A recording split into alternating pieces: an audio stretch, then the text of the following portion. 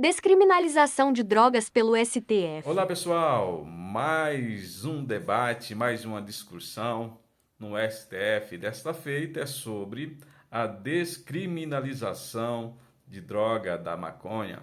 Olha só o pensamento de cada um, né, sobre esse assunto. Quem é da esquerda quer descriminalizar, mas eu vou soltar o vídeo aí. Vocês deixem as suas conclusões e compartilhem esse vídeo aí. E nós vamos estar soltando esse vídeo para você aí. Confira o vídeo. Adianto que eu vou seguir essa mesma linha do ministro Cristiano Zanin, de não descriminalizar. Porque salvo, repito, se houver um reajustamento dos votos anteriores, entendo que nós estamos, sim, tratando de descriminalização. O ponto que eu observei, ministro André, nós não temos uma divergência de substância, é que todos nós que já votamos acompanhando o relator, nós mantemos as penas do artigo 28. Talvez despenalizar nem seja a palavra certa, porque nós mantemos a pena. Pelo menos o 28, 1 e 3. Isso. Nós só dizemos que elas não são de natureza penal, e sim administrativa. Mas isso é descriminalizar. Eu estou tirando o ilícito penal, passando para o ilícito administrativo. Certo, mas com qual consequência prática que não seja quebrar a primariedade desse jovem? Geralmente são jovens. Eminente ministro Luiz Roberto Barroso, primeiro, há sim a retirada de uma pena, que é a prestação de serviço à comunidade. Sim. Sob a minha ótica, tem uma finalidade propedêutica e preventiva importante.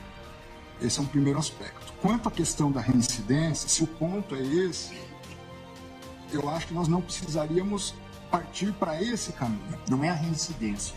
É que para um jovem pobre que está procurando emprego, se constar da certidão de antecedentes dele que ele não é mais primário, ele tem uma dificuldade a mais na vida, numa vida que já é difícil.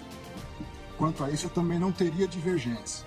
O artigo 28, parágrafo 4º, diz que em caso de reincidência, as penas previstas no incisos 2 e 3 do caput, ou seja, em caso de perda da primariedade... Eu não estou falando de reincidência, estou falando que a vida é normal.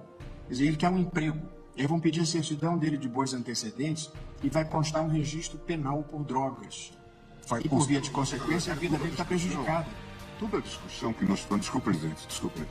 Toda a discussão que nós tivemos, e eu fui a primeira a votar lá atrás, nós estamos falando de fatos que começaram, o julgamento que começou em 2015, portanto, já lá se vão alguns anos, era fundamentalmente se inspirar, de alguma forma, até no direito comparado, no direito português, que faz um distinguish de maneira muito clara entre a questão posta na esfera penal e a questão posta em outras esferas. E por isso, inclusive, no sistema português, se fez uma separação para não mandar esse usuário, normalmente jovem usuário, como disse o presidente, para uma delegacia e nem tratá-lo como penalmente responsável pelo simples uso de uma baixa quantidade de drogas. Mas o sistema permite internação.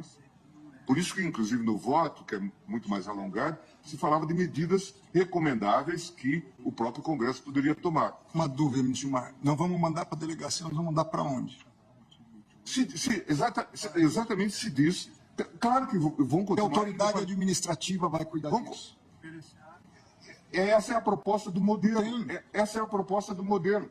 Eu entendo. Ministro Alexandre trouxe aqui. Veja, eu não quero cometer uma interrupção em relação ao seu voto. Imagina, também. Mas o ministro Alexandre trouxe aqui os dados, inclusive em série, de delegacias da capital que adotam critérios díspares. Quanto a isso, eu estou extremamente de acordo com tudo. E para considerar alguém como usuário ou traficante, produzindo, portanto, isso é maléfico. Uma Babel que resulta... Aqui, a proposta é dizer, aquele que for usuário, ele precisa de tratamento. Nós temos um usuário de drogas leves, que deve ser advertido, eventualmente diálogo com a família. Nós temos usuários que podem precisar de internação. E por isso o sistema permite. Por isso também se faz aqui um apelo ao legislador para que se faça até a internação, tratamento. Porque, claro, recentemente o ministro Alexandre foi relator de uma situação envolvendo pessoas na Cracolândia. Não era esse o objeto do debate, mas nós sabemos que pessoas se tornam usuários e completamente dependentes. Então, a abordagem era... Esse é um debate legítimo, ministro Gilmar. A única questão é uma questão que nós estamos definindo uma descriminalização. Pelo menos sejamos honestos em admitir isso.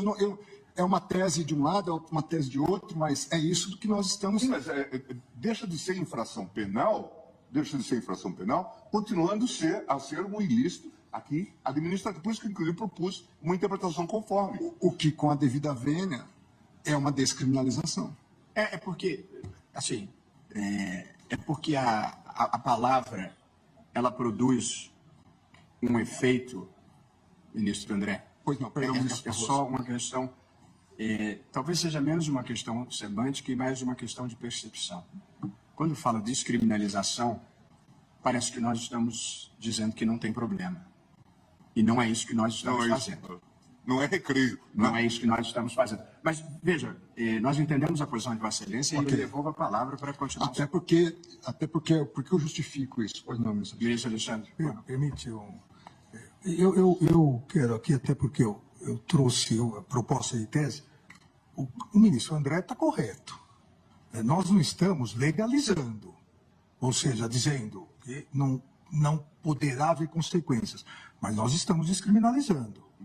Então é importante o debate, a minha posição é contrária do ministro André, mas eu preciso manifestar nesse sentido, porque o primeiro item da minha tese é exatamente isso, não tipifica o crime previsto no artigo 28. Isso. Então nós não estamos legalizando, como o presidente disse, Com que eu concordo. mas estamos descriminalizando. Não é mais crime.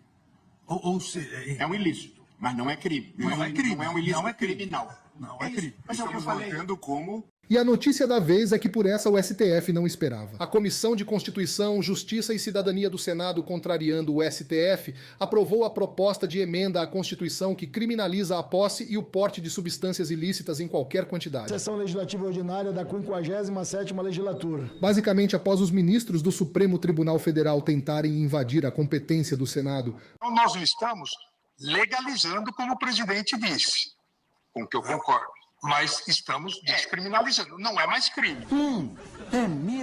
A matéria, por se tratar de proposta de emenda constitucional, vai ao plenário do Senado Federal. o senador Davi Alcolumbre agiu rápido na CCJ e ainda mandou um duro recado para o Supremo Tribunal Federal. Uma matéria relevante do ponto de vista da sociedade brasileira e que precisava, ao seu tempo, ser debatida pelo Parlamento, pelo Congresso Nacional, que quem lhe cabe a autoridade constituída por lei de legislar. Bota pra torar! Qual a sua opinião sobre o assunto? Você acha que o Senado fez bem em agir rápido para frear o STF? Comente e compartilhe com todos esta informação.